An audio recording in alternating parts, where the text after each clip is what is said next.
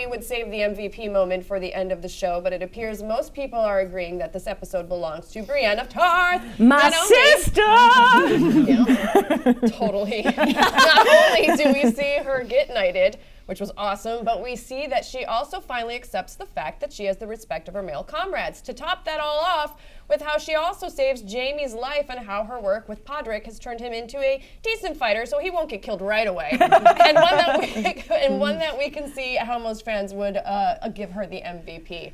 So first off, if not Brienne, who do you think was the other most valuable player in this episode?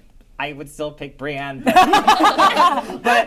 you can't. Yeah, right. So I would still say Sansa, just from the previous discussion. Like I really enjoy how much that she's grown, and also like I was gonna say that like I love moments like that between her. Like that really was like one of the best scenes in the episode, and I love those type of scenes where two people are at odds with each other, but like they have like this bonding moment before they go back to being kind of enemies, where you have the sense of like maybe in a different life like we'd be like really good friends. Yeah. But not. We can't. Yeah. Not this time.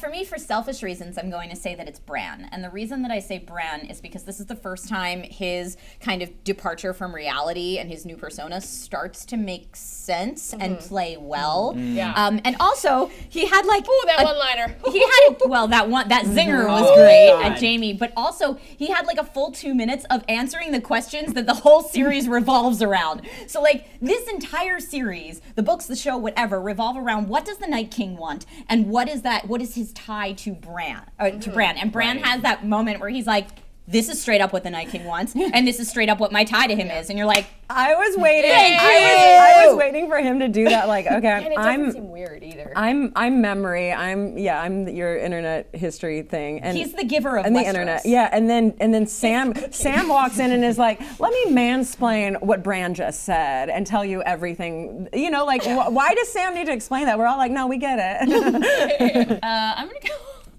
This is not really how I feel, but actually it is. Tormund was amazing. You can fangirl choose. I just laughed. I just love his entire reaction towards Brienne and her kind of like being like, I'm glad you made it, but I'm uncomfortable with this entire interaction. And just the way he greeted Jon Snow after everything they've been through.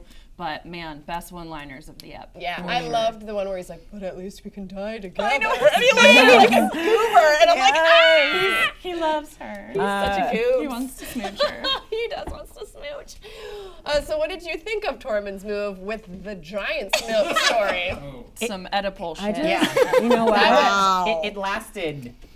That was a long story. I love men who make an effort. I love men who really put their cards on the table. I love truth and honesty. Same. So He's letting her know how he feels. Yeah. It's rare.